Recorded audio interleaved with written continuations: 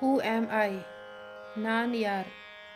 All living beings desire to be happy always, without any misery.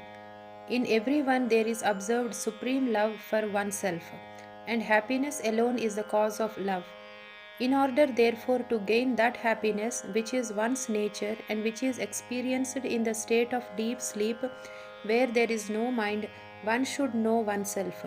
To achieve this, the path of knowledge, the inquiry into the form of who am I, is the principal means. Question: Who am I?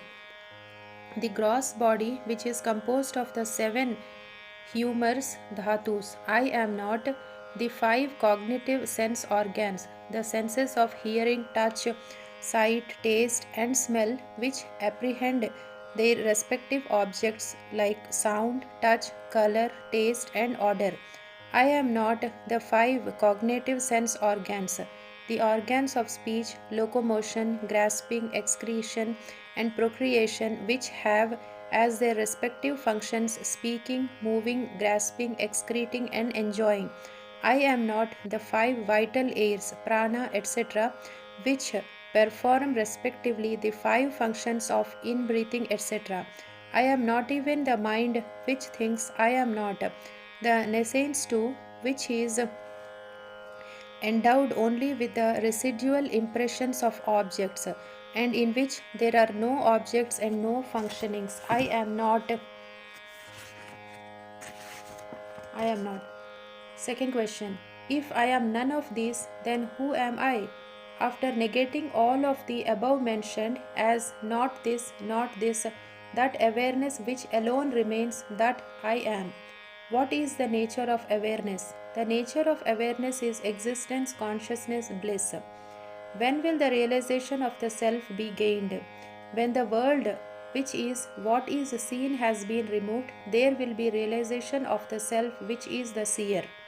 Will there not be realization of the self even while the world is there, taken as real? There will not be. Why? The seer and the object seen are like the rope and the snake.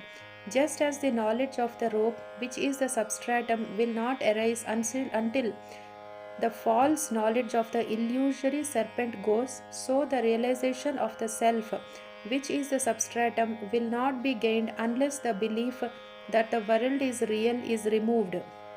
When will the world, which is the object, can be removed?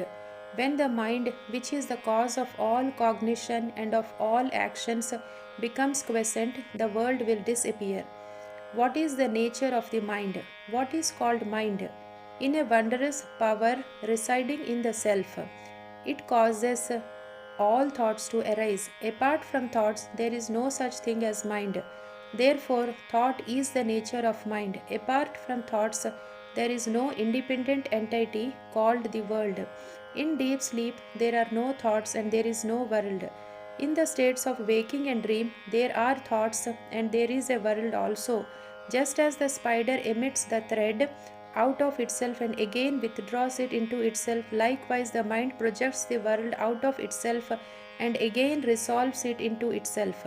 When the mind comes out of the self, the world appears. Therefore, when the world appears to be real, the self does not appear, and when the self appears, shines, the world does not appear. When one persistently inquires into the nature of the mind will end, leaving the self as the residue. What is referred to as the self is the Atman. The mind always exists only in dependence of something gross. It cannot stay alone. It is the mind that is called the subtle body of the soul. What is the path of inquiry for understanding the nature of the mind? That which arises as I in this body is the mind. If one inquires as to where in the body the thought I rises first, one would discover that it rises in the heart. That is the place of the mind's origin. Even if one thinks constantly I, one will be led to that place. Of all the thoughts that arise in the mind, the I thought is the first. It is only after the rise of this that the other thoughts arise. It is after the appearance of the first personal pronoun that the second and third personal pronouns appear. Without the first personal pronoun, there will not be the second and third.